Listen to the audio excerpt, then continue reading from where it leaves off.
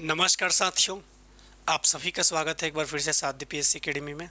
और बिल्कुल आज का एमसीक्यू का क्लास मैं स्टार्ट करूं उसके पहले आप सभी से बात करना चाहता हूं कि यदि अब तक आपने आबकारी आरक्षक का बैच ज्वाइन नहीं किया है तो बिल्कुल कर लीजिए, क्योंकि साध्य पीएससी एकेडमी में 24 मार्च से लगातार आपके आबकारी आरक्षक की तैयारी करवाई जा रही है। तो बिल्कुल ऐसे अभ्यर्थी जो अब तक नहीं जुड़ पाए हैं बिल्कुल जुड़ सकते हैं इस क्लास के साथ। इसके अलावा आप चाहें तो इस नीचे दिए गए नंबर पे कांटेक्ट भी कर सकते हैं, ठीक है।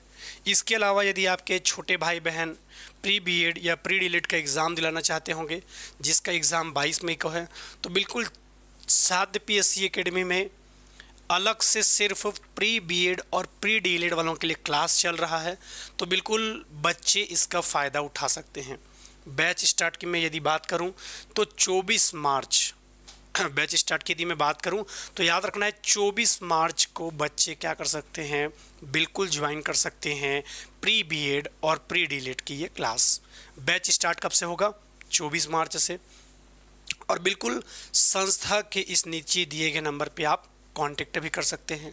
सबसे पहले आपको साध्य पीएससी एकेडमी का मोबाइल एप्लीकेशन डाउनलोड करना होगा। मोबाइल एप्लीकेशन डाउनलोड करने के बाद आप स्टोर सेक्शन से ये क्लास परचेस कर सकते हैं। और कुछ भी दिक्कत होगा तो इस नीचे दिए गए नंबर पे आप कांटेक्ट भी कर सकते हैं। अब हम आते हैं अपने आज के एमसीक्यू की ओर, जो कि आपके पेपर के दृष्टिकोण से इम्पोर्टेंट रहेगा, ठीक है।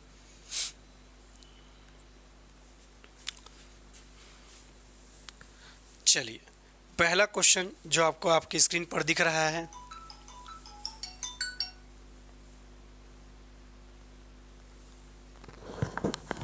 बताइए इसका आंसर क्या होगा।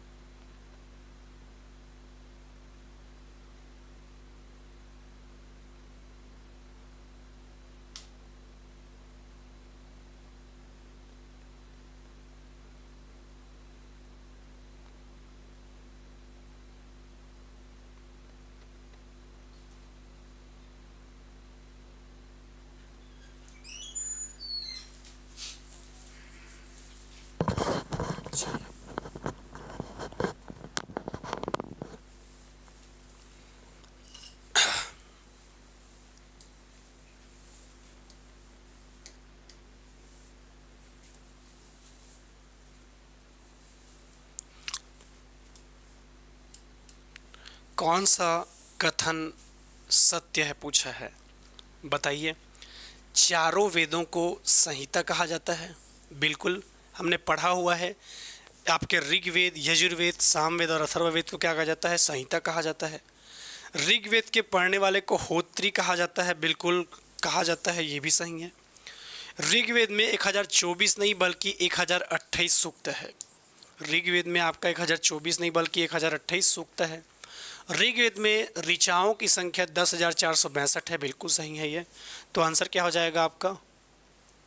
ए, बी और डी। तो ऑप्शन कौन सा सही हो जाएगा? सी वाला ऑप्शन आपका बिल्कुल सही हो जाएगा। ए, बी और डी आपका क्या हो जाएगा? सही है। तो ऑप्शन क्या हो जाएगा? सी। अगला प्रश्न ध्यान से पढ़िए और बताइए क्या होगा। चलिए ध्यान से पढ़िए आराम से।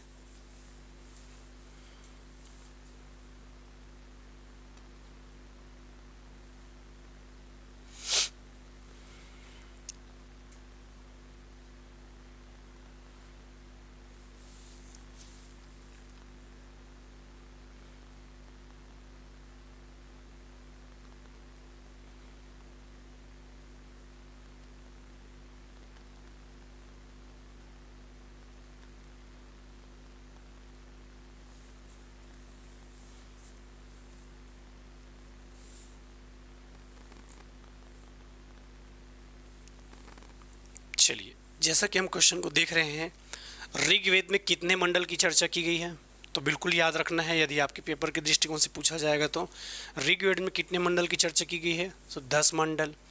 दूसरा, ऋग्वेद के तीसरे मंडल में पुरुषसूक्त की चर्चा की गई है, ये भी बिल्कुल सही है। सही है क्या? गलत है। ऋग पुरुषसूक्त की चर्चा तीसरे मंडल में नहीं बल्कि 10वें मंडल में है आपका।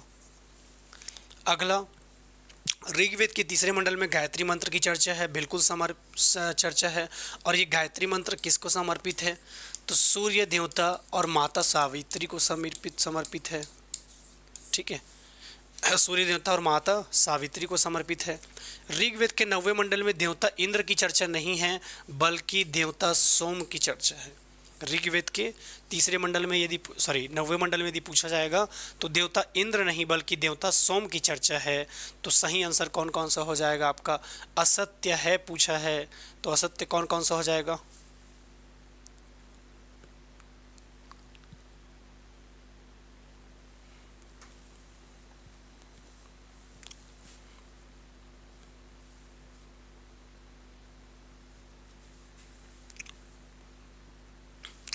ठीक है, तो यहाँ पर यदि हम देखें, ऋग्वेद में 10 मंडल की चर्चा है, ये तो सही है। ऋग्वेद में तीसरे मंडल पुरुषसूक्त की चर्चा है, दूसरा आपका गलत है। ऋग्वेद की तीसरे मंडल में गायत्री मंत्र की चर्चा है, ये तो सही है। और चौथा, ठीक है, ऑप्शन क्या हो जाएगा?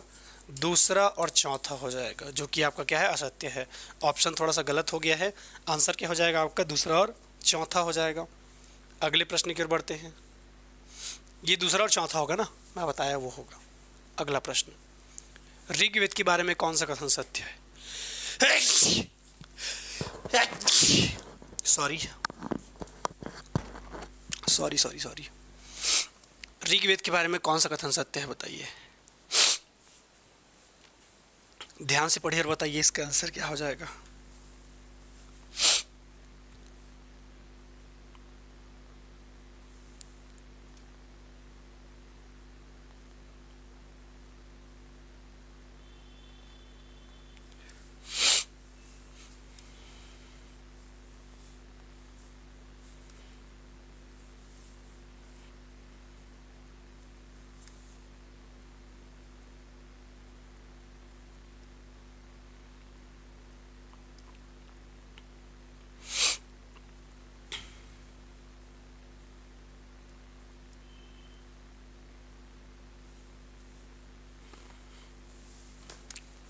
ठीक है, तो ऋग्वेद में गाय को अधन्य कहा जाता है, बिल्कुल सही है ये कथन आपका। ऋग्वेद में गाय को अधन्य कहा जाता है। वामन अवतार के 3 पदों की चर्चा ऋग्वेद में की गई है, बिल्कुल सही है। भगवान इंद्र के लिए 250 बार शब्द का प्रयोग किया गया है, बिल्कुल भगवान इंद्र के लिए 250 बार शब्द का प्रयोग किया गया है। भगवान अग्नि के लिए 200 बार शब्दों का प्रयोग किया गया है, ये भी सही है। तो आंसर क्या हो जाएगा? डी हो जाएगा, उपयुक्त सभी। आंसर क्या हो जाएगा? डी, उपयुक्त सभी। अगला प्रश्न, युद्ध बलि कर्मकांड ऐसा वेद जो गद्य और पद्य दोनों में लिखा गया है, चलिए बताइए क्या होगा इसका आंसर।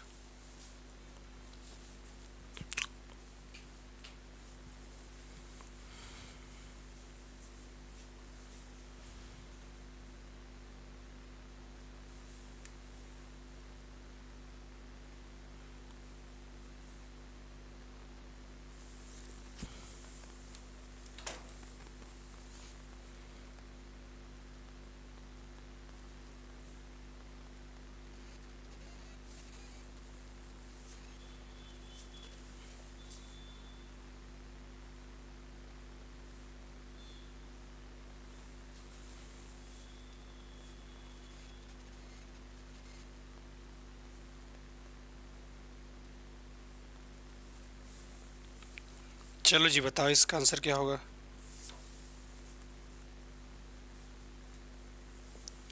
चलिए, सबसे पहले मैं बात करूं, युद्ध, बलि, कर्मकांड, ये सारे के सारे आपके कौन से वेद में होते हैं? युद्ध, बलि और कर्मकांड ये सब कौन से वेद में होते हैं आपके? यजुर्वेद में। इसके साथ ही साथ याद रखना है, ये एक ऐसा वेद है जो आपके गद्य और पद्य दोनों में लिखा गया है। ये एक ऐसा वेद है जो आपके गद्य और पद्य दोनों में लिखा गया है। इसके अलावा यजुर्वेद के पढ़ने वाले को क्या कहा जाता है? तो याद रखना है यजुर्वेद के पढ़ने वाले को कहा जाता है अधर्व्यू।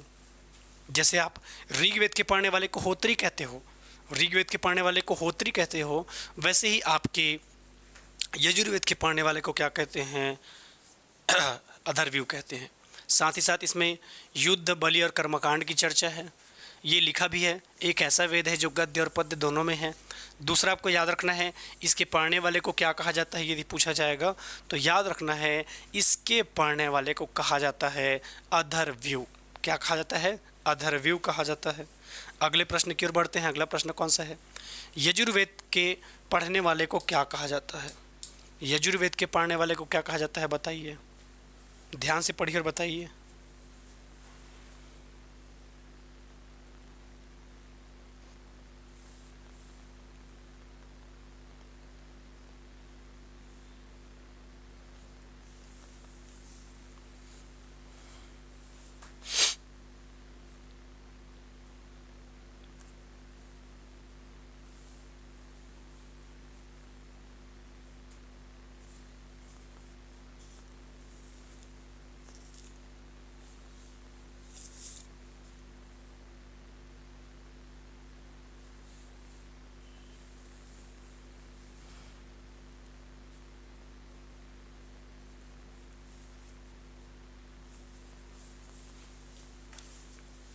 चलिए सबसे पहले देखते हैं होत्री।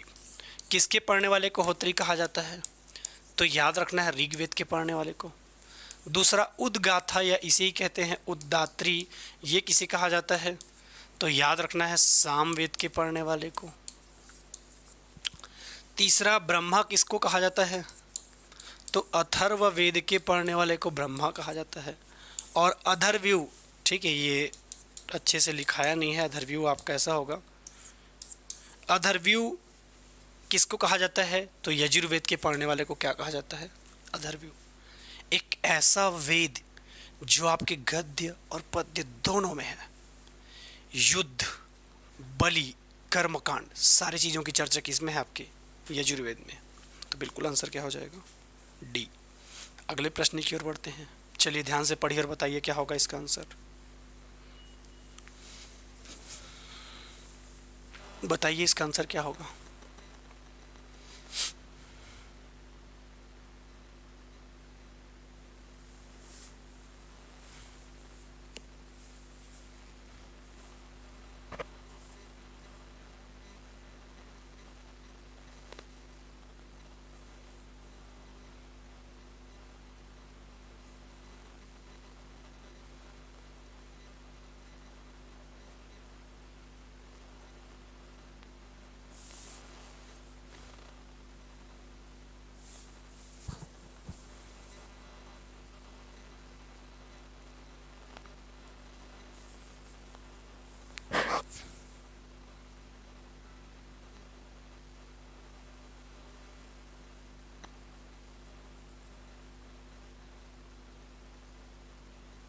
चलो जी बताओ।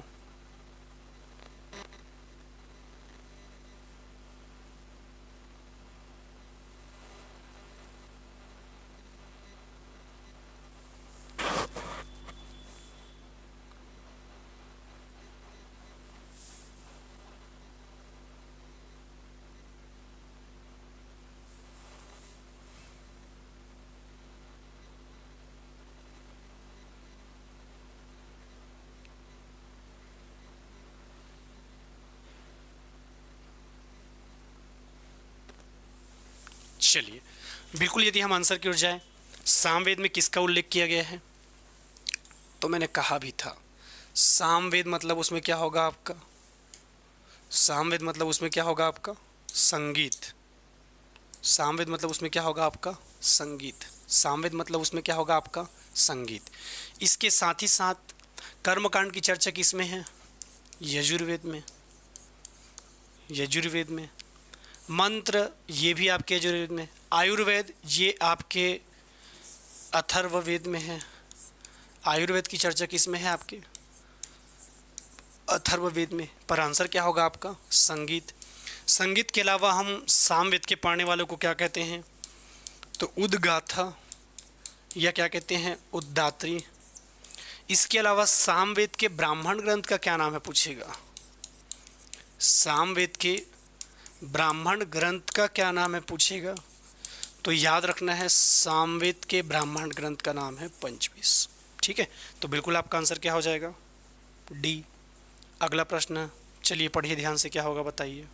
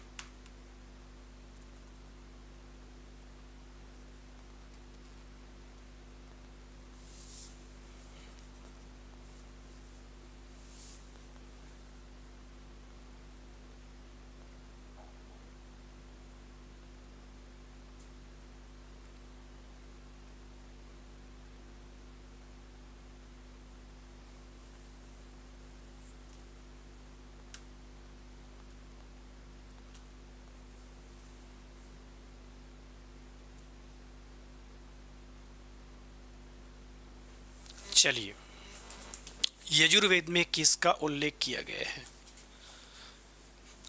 तो यजुर्वेद में स्पेशली यदि हम बात करेंगे, ठीक है, यजुर्वेद में किसका उल्लेख किया गया है आपके पूछेगा, तो याद रखना है कर्मकांड का।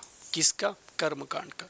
ये मंत्र की चर्चा मिलती है आपको ऋग्वेद में, आयुर्वेद की चर्चा मिलती है आपको अथर्ववेद में, जंगलों में लिखा गया है वेद, जंगल से ही क्या मिलते हैं, आयुर्वेद।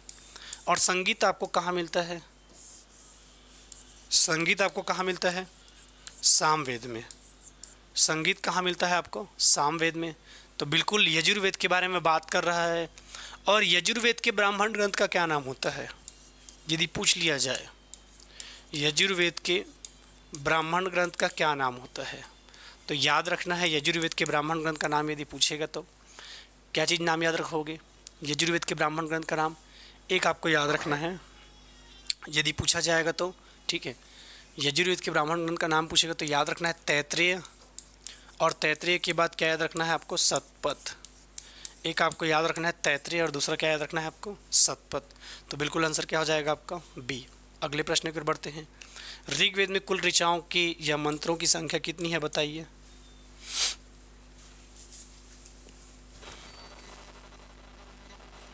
चलो जी बताओ, इसका आंसर क्या होगा।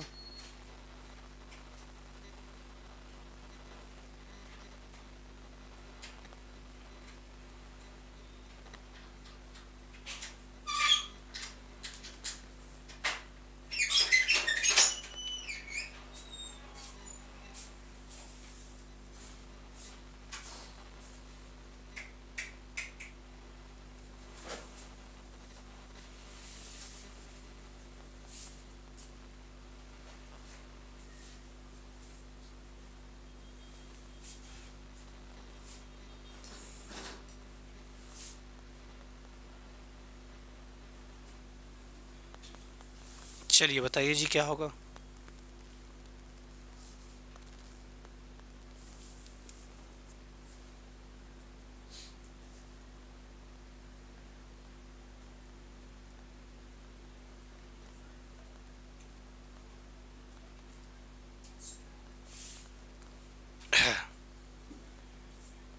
चलो बताओ इसका आंसर क्या होगा। ठीक है, ये तो एकदम आसान है।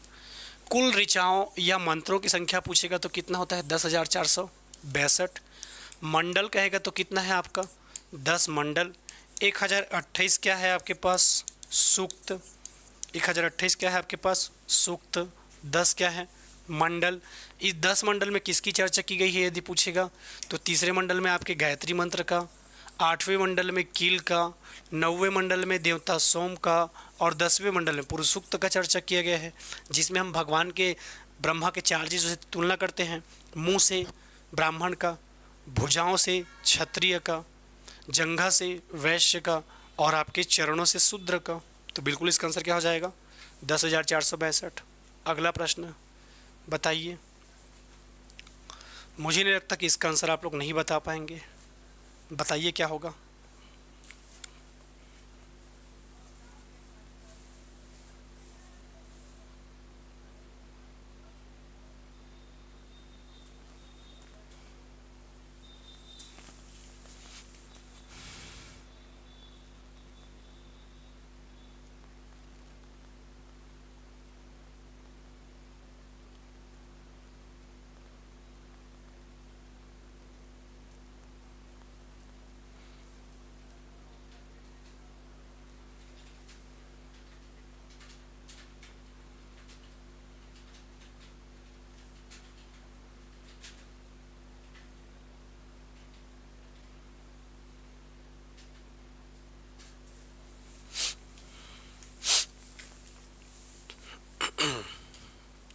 वेदों की संख्या। वेदों की संख्या के बारे में बात किया जाएगा तो याद रखना है, ठीक है। वेदों की संख्या के बारे में क्या चीज़ याद रखोगे? वेदों की संख्या कितनी होती है? चार। चार कौन कौन सा? एक आपका ऋग्वेद। सर टाइपिंग के लिए दूं क्या, कि अभी है आपके पास? यजुर्वेद। तीसरा आपका अथर्ववेद। और अगला कौन सा है आपका? सामवेद। ये चार चीज़ है आपका, ठीक है। अगले प्रश्न की ओर बढ़ते हैं। अगला प्रश्न कौन सा है? सबसे पुराना वेद कौन सा है पूछा है। बताइए कौन सा है सबसे पुराना वेद?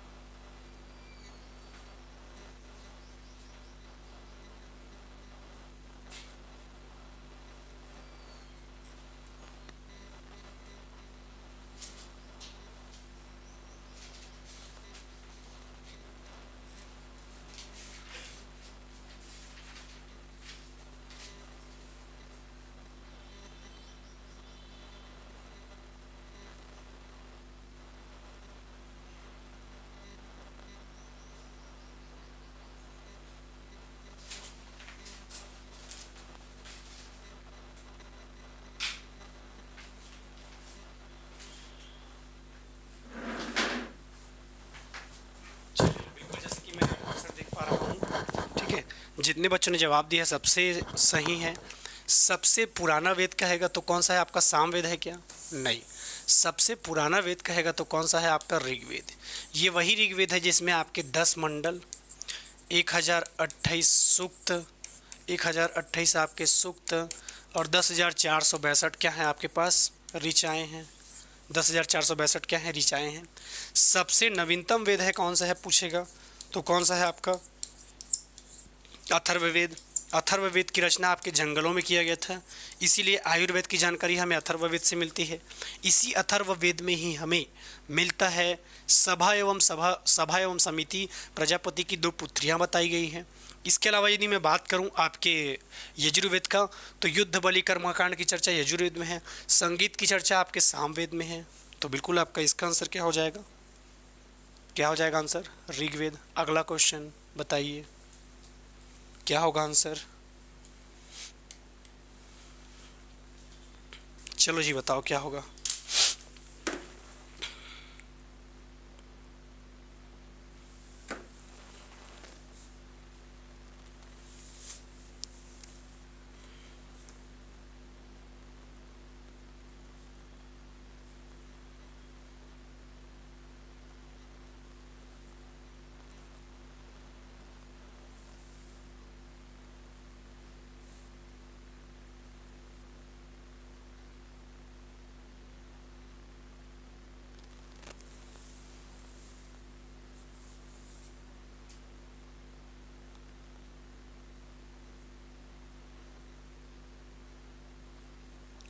चलो जी बताओ इसका आंसर क्या होगा, जल्दी से बताओ।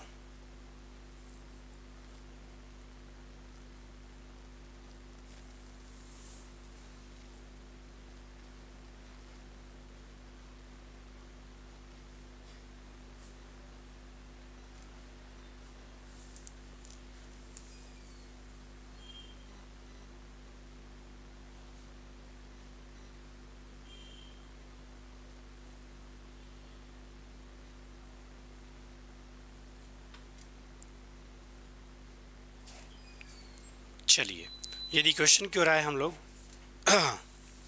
क्वेश्चन क्यों रहा है प्रसिद्ध गायत्री मंत्र कहाँ से लिया गया है, तो बिल्कुल याद रखना है गायत्री मंत्र की चर्चा यदि पूछा जाएगा तो कहाँ से लिया गया है, ऋग्वेद। और ऋग्वेद के कौन से मंडल में गायत्री मंत्र की चर्चा किया गया है, तो याद रखना है तीसरे मंडल में। स्पेशली आपके गायत्री मंत्र की रचना किसने किया है, अगर ऋषि का नाम पूछे तो नाम याद रखना है विश्वामित्र। विश्वामित्र द्वारा रचित ऋग्वेद के तीसरे मंडल में प्रसिद्ध आपके गायत्री मंत्र की चर्चा की गई है। गायत्री मंत्र की चर्चा ऋग्वेद में, मंडल कहेगा तो तीसरा, और गायत्री मंत्र की रचना करने वाले कौन है, आपके विश्वामित्र। इस गायत्री मंत्र किसकी चर्चा मिलती है, ये किसको समर्पित है, तो देवता सूर्य और माता सावित्री को समर्पित है।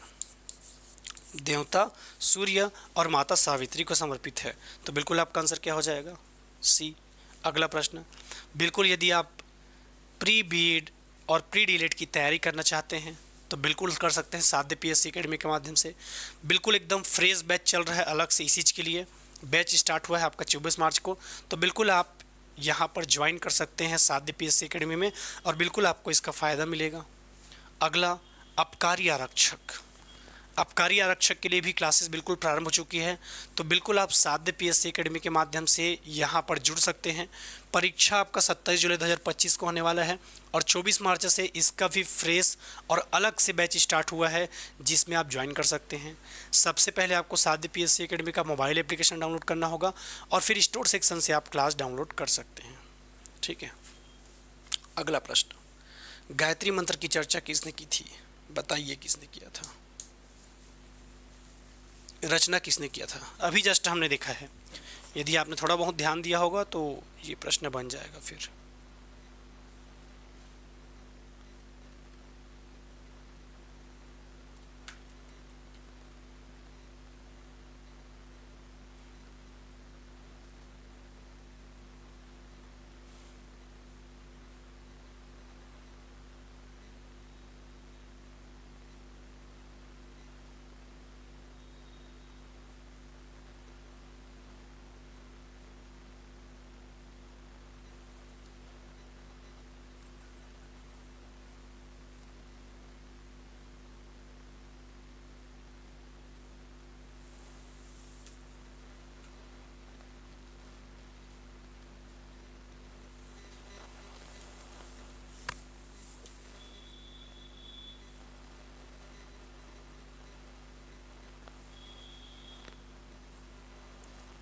चलिए, और बिल्कुल जैसा कि मैं आंसर देख पा रहा हूँ बहुत सारे बच्चों ने जवाब दिए हैं और बिल्कुल सही जवाब भी है। गायत्री मंत्र की रचना किसने किया था पूछेगा तो याद रखना है विश्वामित्र।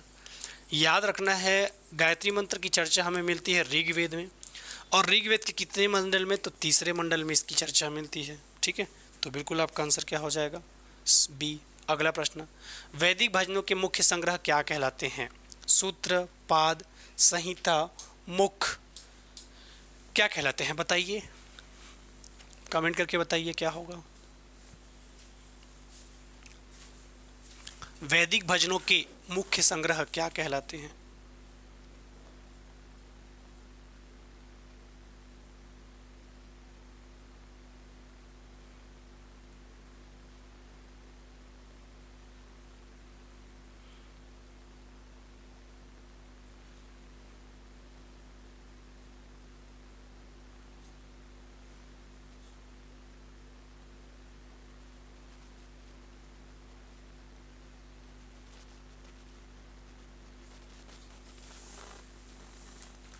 चलिए, वैदिक भजनों के मुख्य संग्रह क्या कहलाते हैं, तो बिल्कुल याद रखना है वैदिक भजनों के मुख्य संग्रह क्या कहलाते हैं, संहिता। चारों वेदों को क्या कहा जाता है, संहिता कहा जाता है, तो आंसर क्या हो जाएगा, सी। अगला प्रश्न, गोत्र व्यवस्था प्रचलन में कब आई। ऋग्वेद काल में, उत्तर वैदिक काल में, महाकाव्य काल में या सूत्र काल में।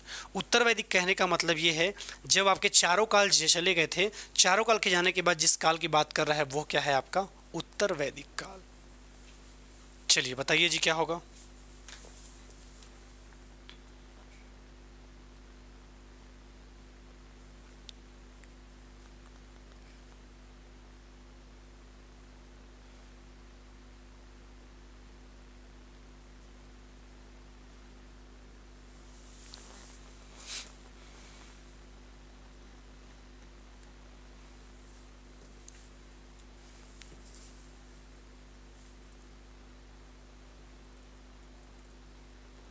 चलो बताओ जी क्या होगा इसका आंसर।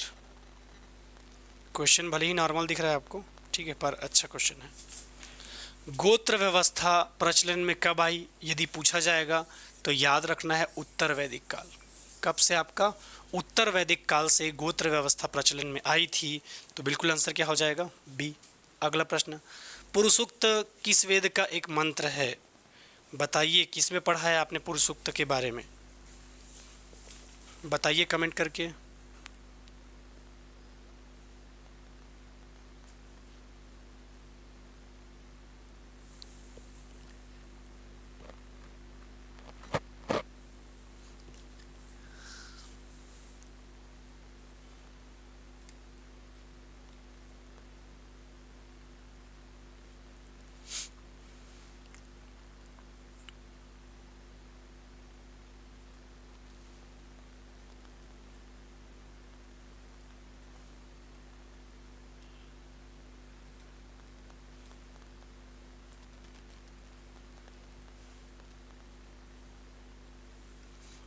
चलो जी बताओ क्या होगा इसका आंसर, जल्दी बताओ। ठीक है, तो क्वेश्चन की ओर यदि हम जाएं तो इसमें आपको आंसर क्या लेना है। ठीक है, पुरुषोक्त, पुरुषोक्त मतलब इसकी चर्चा कौन से मंडल में किया गया है, 10वें मंडल में, जिसमें भगवान ब्रह्मा के 4 चीज़ों से तुलना किया जाता है। मुंह से, ब्राह्मण का, आपके क्षत्रिय का किससे जो रक्षा करेगा उससे, भुजाओं से, इसके अलावा जंघा का वैश्य से, और पैरों का शूद्र से। पुरुषोक्त के बारे में पूछेगा तो याद रखना है पुरुषोक्त की चर्चा किस में किया गया है, और ऋग्वेद में। किस में किया गया है, तो याद रखना है ऋग्वेद में किया गया है। अगला, प्रसिद्ध गायत्री मंत्र कहाँ से लिया गया है, बताइए। प्रसिद्ध गायत्री मंत्र कहाँ से लिया गया है, यजुर्वेद, अथर्ववेद, ऋग्वेद या सामवेद। तो अब तक हमने कई बार देखा है कि ये जो प्रसिद्ध गायत्री मंत्र है वो ऋग्वेद से लिया गया है और ऋग्वेद के 3रे मंडल से लिया गया है। इसके रचनाकार विश्वामित्र हैं। गायत्री मंत्र के बारे में यदि देखोगे तो ये आपके देवता सूर्य और माता सावित्री को समर्पित है, तो बिल्कुल आंसर क्या हो जाएगा। अगला प्रश्न, ऋग्वेद में वर्णित देवताओं में सबसे प्रमुख देवता कौन सा माना जाता है, बताइए इसका आंसर क्या होगा।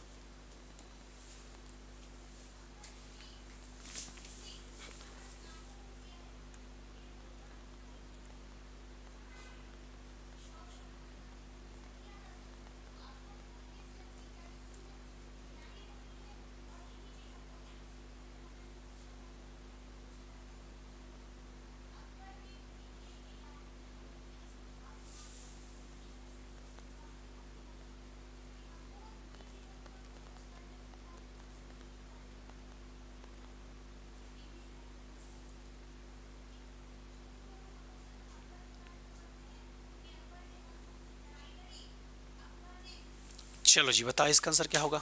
अब यहाँ पर सबसे प्रमुख देवता कौन है कैसे जानोगे, तो इंद्र का चर्चा कितना बार है, 250 बार। ठीक है, और इसी आधार पे हम इसका गणना करेंगे कि इस टाइम पे आपके सम्मुख सबसे प्रमुख देवता कौन थे, इंद्र। अगला, ऋग्वेद में सूक्तों का संग्रह पूछ रहा है, बताइए इसका आंसर क्या हो जाएगा। ऋग्वेद में कितने आपके सूक्त हैं उनका संग्रह बताइए, 1028, 1076, 1124 या 1152।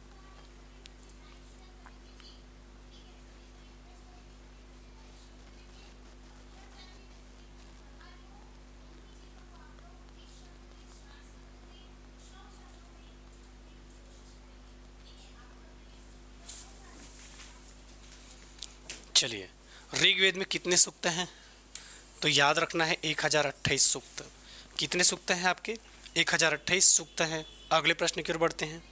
अगला प्रश्न है, किस वेद में सबसे प्राचीन वैदिक युग की संस्कृति के बारे में जानकारी दी गई है? किस वेद में सबसे प्राचीन वैदिक युग की संस्कृति के बारे में जानकारी दी गई है? किस वेद में? पहला ऋग्वेद, दूसरा आपका यजुर्वेद, तीसरा आपका अथर्ववेद और चौथा आपका सामवेद। किस वेद में सबसे प्राचीन वैदिक युग, सबसे प्राचीन वैदिक युग की संस्कृति के बारे में जानकारी दी है?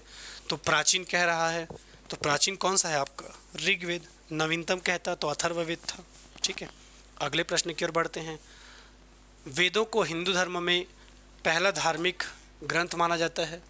ऋग्वेद को खाली स्थान कहा गया है, पुस्तकों या मंडलों में विभाजित किया गया है। देखो शब्द पुस्तकों या मंडलों, बताओ क्या होगा?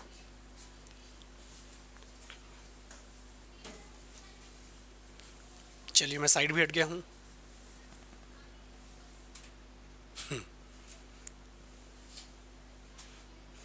जहां कानून का हाथ ना पहुंचे वहां क्या पहुंच जाता है? दिमाग। बिल्कुल याद रखना है। कितने मंडल होते हैं आपके पास? 10 मंडल। 10 मंडल में पूरे मंडल के बारे में पढ़ने की जरूरत नहीं है। तीसरा मंडल क्या कहता है? गायत्री मंत्र की चर्चा। 8वां मंडल खिल, 9वां मंडल देवता सोम और 10वां मंडल आपके पुरुष सूक्त की चर्चा करता है। अगला प्रश्न, और बिल्कुल आबकारी आरक्षक की नए सिलेबस, आयु सीमा, शैक्षणिक योग्यता, परीक्षा पद्धति, शारीरिक योग्यता और माइनस मार्किंग के साथ आप सभी लोगों को पढ़ाया जाएगा। ठीक है, पूरी जानकारी के साथ अपडेट होकर पढ़ाया जाएगा, तो बिल्कुल आप जुड़ जाइए। CGPSC 2025 और 26, यदि अब तक आपने बैच ज्वाइन नहीं किया है तो करिए। डेली हमारी क्लासेस चलती है। इसमें हमारे expert faculty Avinash sir, Ajay sir, Hema ma'am, Rakesh sir, Naveen sir और खुद साहू सर बैच को लीड कर रहे हैं, CGPSC के बैच को, तो बिल्कुल आप इसका फ़ायदा उठाइए। इसके अलावा CG व्यापम के लक्ष्य बैच में Sahu sir, Manish sir, Neha ma'am, Avinash sir, Ajay sir, Rakesh sir, Naveen sir और मैं तो हूँ ही साथ में, तो बिल्कुल जुड़े रहिए आप लगातार साध्य PSC एकेडमी के साथ। ठीक है, चलो तो आज का क्लास हम यहीं तक कवर करते हैं, और बिल्कुल इससे रिलेटेड कोई भी डाउट होगा तो मुझे बताइएगा। फिर से मुलाकात होगा दोस्तों, तब तक के लिए धन्यवाद। जय हिंद, जय भारत, जय छत्तीसगढ़।